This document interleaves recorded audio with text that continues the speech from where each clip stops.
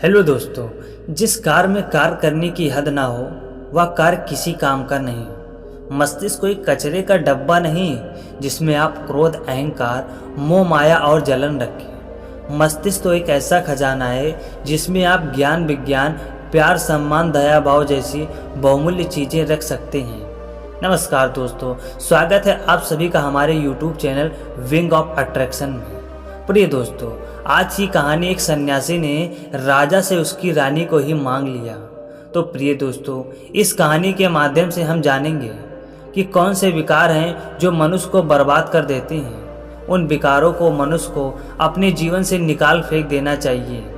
इस कहानी को शुरू करने से पहले मैं आप सभी अपने सब्सक्राइबर और बंधुओं को कोटि कोटि धन्यवाद देना चाहता हूँ कि हमारे इतने बड़े सब्सक्राइबर परिवार को कोटि कोटि धन्यवाद। प्रिय दोस्तों, हम इस कहानी की शुरुआत कुछ सुंदर और मनमोहक दृश्य को दिखाते हुए करते हैं। एक राज्य में एक बहुत बड़े धर्मात्मा राजा राज्य करते थे। उस राजा को अभी तक कोई भी संतान नहीं प्राप्त हुई थी। इसी कारण वह राजा बहुत ही चिंतित रहा करते थे। लेकिन भगवान की कृपा से कुछ ही दिनों बाद उस राजा को खबर मिलती है कि उसकी रानी गर्भ से है। यह सुनकर राजा बहुत ही प्रसन्न होता है। समय गुजरने के साथ नियत समय पर महारानी ने एक सुंदर से पुत्र को जन्म दिया। पुत्र जन्म के बाद राजा और रानी बहुत ही खुश होते हैं। पूरे नगर में दीप जलाए जाते हैं। पूरे नगर में घी के लड्डू बांटे जाते हैं। अपने पुत्र का पालन पोषण बहुत ही जतन से और बहुत ही प्रेम से राजा रानी करते हैं। धीरे धीरे राजा का पुत्र बड़ा होने लगता है। अब छोटी सी ही उम्र में राजा अपने पुत्र को हर तरह की शिक्षा देना चाहते थे। वह चाहते थे कि उनका पुत्र बहुत ही विद्वान बने और बहुत ही ज्ञानी बने। इसी कारण राजा अपने छोटे से पुत्र को छोटे ही अवस्था में गुरुकुल में भेज देते हैं। अब राजा का पुत्र गुरुकुल में रहकर वेद पुराण शास्त्रों का अध्ययन करने लगता है। छोटी ही उम्र में उसे सारे वेद पुराणों का ज्ञान भी प्राप्त हो जाता है। हर तरह के अस्त्र विद्या उसे प्राप्त हो जाती है। अब राजा यह देखने के बाद बहुत प्रसन्न होते हैं। अब इसी प्रकार उस बालक की शिक्षा चल रही थी। लेकिन कुछ समय के बाद नियत ने अपना एक ऐसा खेल खेला कि सब कुछ एक ही पल में बदल गया। दरअसल एक प्राकृतिक आपदा में राजा और रानी की मृत्यु हो जाती है। अब छोटे बालक को जब यह पता चलता है कि उसके माता पिता दोनों इस संसार से जा चुके हैं तो वह बालक यह जानकर बहुत दुखी होता है और धीरे धीरे बढ़ती उम्र के साथ उसके अंदर अकेलापन और वैराग्य आने लगता है। वह दुनियादारी, मोह, माया से कटने लगता है। उसे राजपाट में कोई रुचि नहीं रहती। वह मन ही मन ठान लेता है कि अब वह अपनी शिक्षा पूरी करने के बाद लोगों की सेवा करेगा। जब वह बालक बड़ा होता है तो गुरुकुल में उसकी शिक्षा पूरी हो जाती है। बालक एक सन्यासी बन चुका था। अपने गुरु की आज्ञा लेकर लोक कल्याण के लिए चल पड़ता है। धीरे धीरे लोग उसके पास आने लगते हैं और अपने दुख तकलीफ़ों को बताते हैं। वह सन्यासी उन लोगों के दुख तकलीफ़ों को समझता और उनका निवारण करता। अब इस प्रकार सन्यासी का दूर दूर तक ख्याति फैलने लगता है। किसी भी तरह की समस्या रहती, किसी भी तरह का रोग रहता, उसको दूर करता, क्योंकि उसे हर चीज़ का ज्ञान था। जिस नगर में वह सन्यासी रह रहा था उस नगर का राजा बहुत ही दुष्ट और क्रूर था। जब राजा के कान में यह बात जाती है कि एक सन्यासी है जो लोगों के कल्याण कर रहे हैं, वह इतने पहुँचे हुए महात्मा हैं कि कोई भी व्यक्ति अपना दुख तकलीफ लेकर उनके पास जाता है तो निश्चित तौर पर उसके हर समस्याओं का निवारण करते हैं। अब यह सोचकर वह राजा उस सन्यासी के पास जाता है कि जरा देखूं तो यह सन्यासी कैसा है, क्या है। अब सन्यासी से मिलने के बाद राजा बड़ा ही प्रभावित होता है। उसके व्यवहार में बहुत बदलाव हो जाता है। अब वह राजा इतना बदल जाता है कि वह सोचने लगता है कि वह अब हमेशा धर्म का साथ देगा, दान पुण्य करेगा, लोगों की भलाई करेगा, कभी भी किसी पर अत्याचार नहीं करेगा। अब राजा सोचने लगता है कि कुछ समय तक इस सन्यासी के साथ रहने पर मेरे अंदर इतना बदलाव आ गया।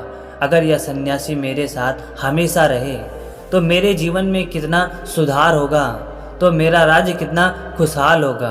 अब यह सोचकर वह राजा उस सन्यासी को एक प्रस्ताव देते हैं कि आप हमारे साथ हमारे महल चलिए।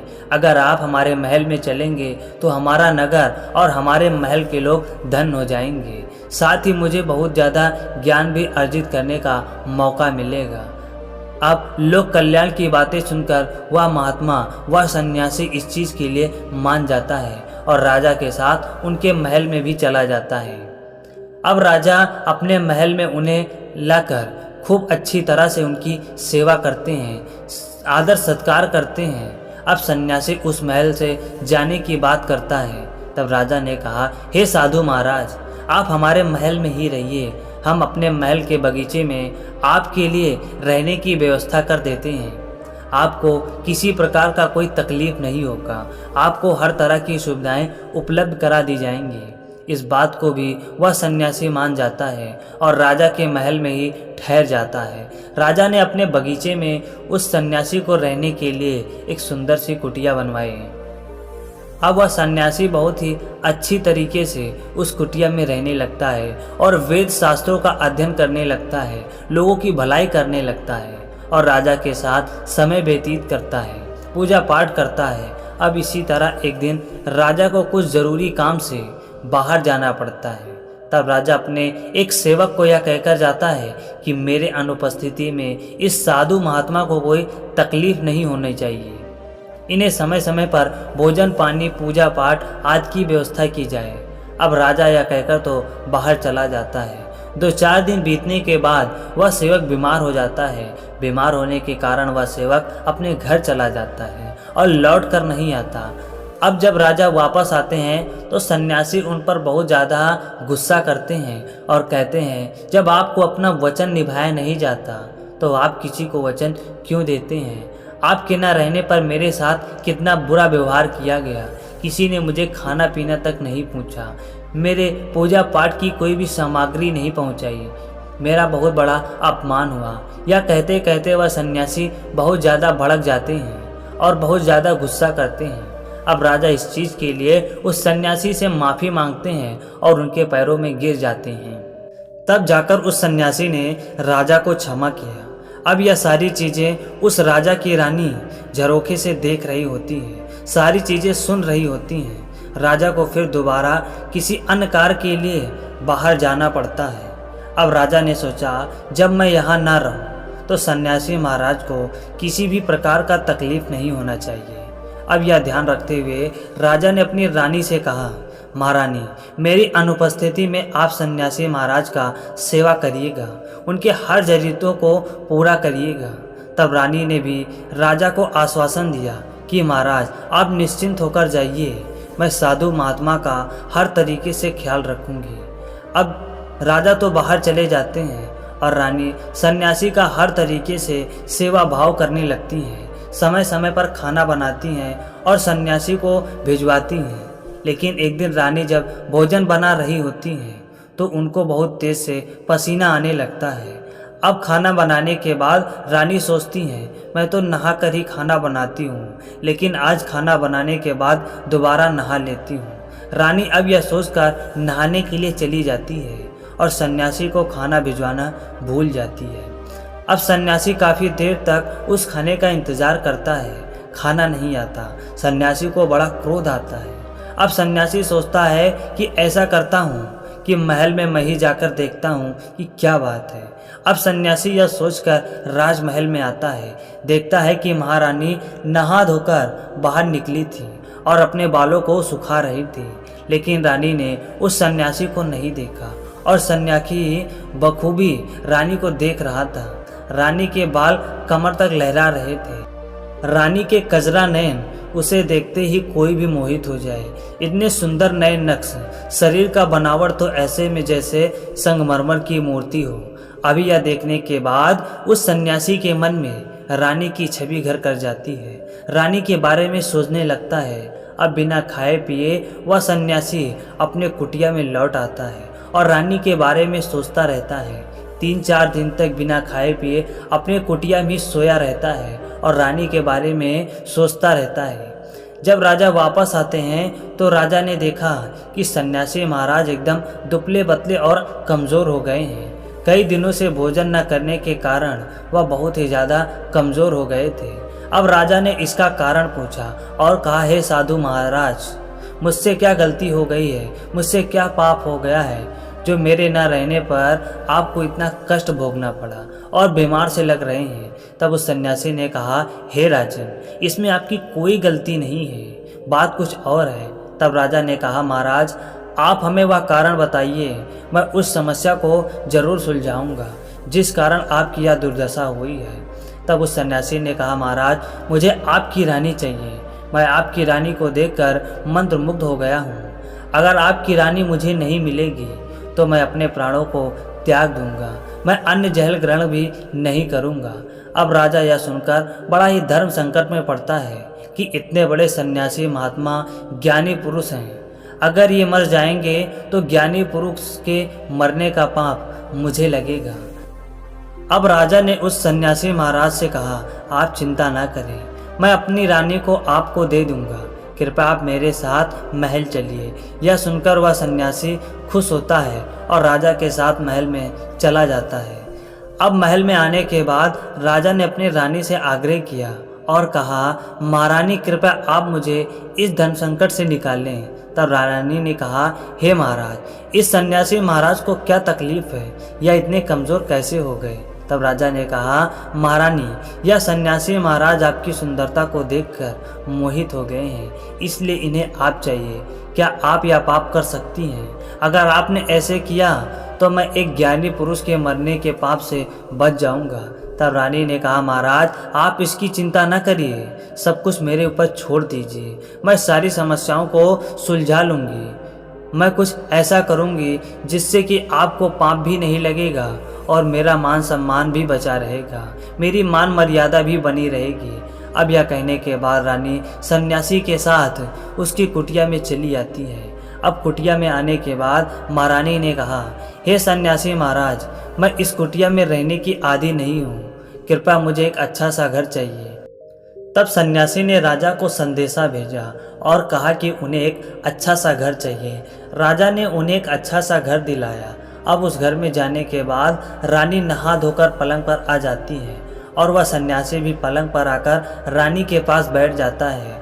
तब रानी ने कहा, हे सन्यासी महाराज, आप पहले क्या थे और अब क्या हो गए?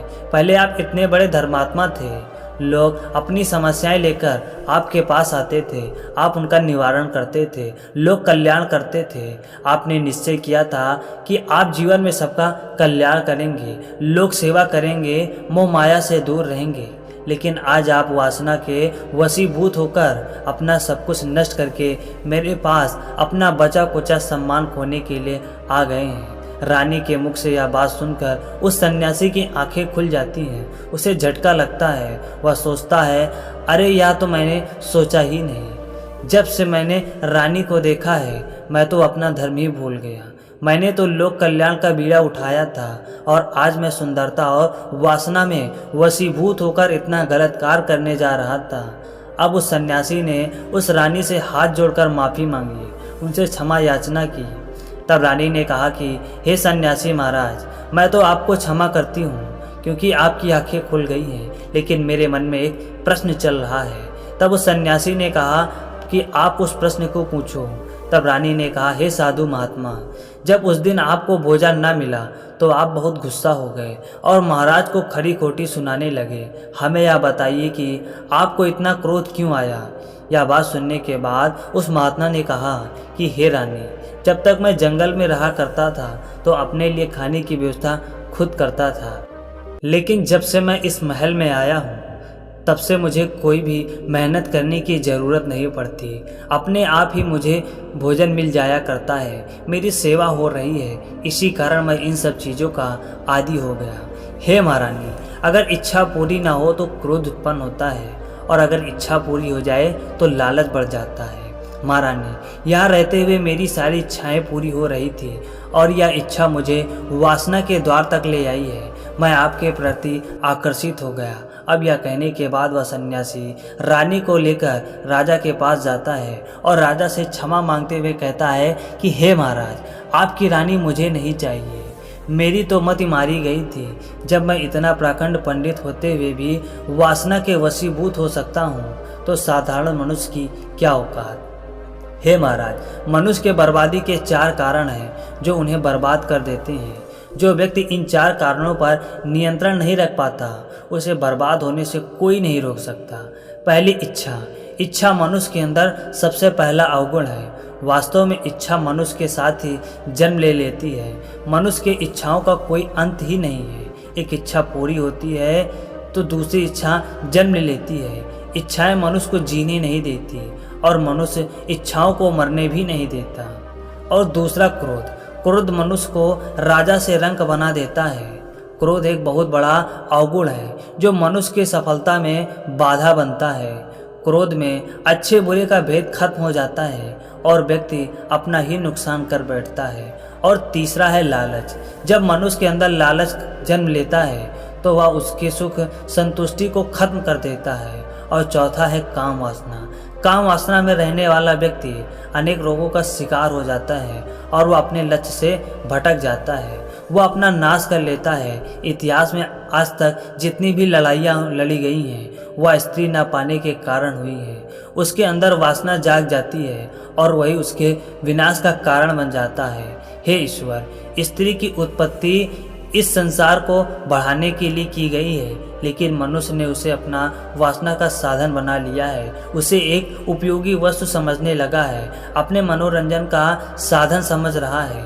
वासना भी मनुष्य के सबसे बड़े पतन का कारण बनता है। तो प्रिय दोस्तों, इस प्रकार हमें अपने जीवन में इन सब विकारों से दूर रहना चाहिए और जीवन में सफलता प्राप्त करने के लिए एक लक्ष्य होना चाहिए। प्रिय दोस्तों, उम्मीद करता हूँ आपको मेरी यह कहानी पसंद आई होगी। अगर मेरी यह कहानी आप लोगों को अच्छी लगी हो तो आप हमारे चैनल को सब्सक्राइब करें, लाइक करें, शेयर करें और अच्छे अच्छे कमेंट किया करें, जिससे हमारा ये मनोबल बढ़ता है और हम आपके लिए प्रतिदिन एक नया वीडियो अपलोड करते हैं, ताकि आपको उस वीडियो के माध्यम से एक अच्छी सीख मिल सके और आप समाज को एक अच्छा ज्ञान दे सकें और खुद भी उस ज्ञान के भंडार को फैलाते रहें। तो नमस्कार प्रिय दोस्तों।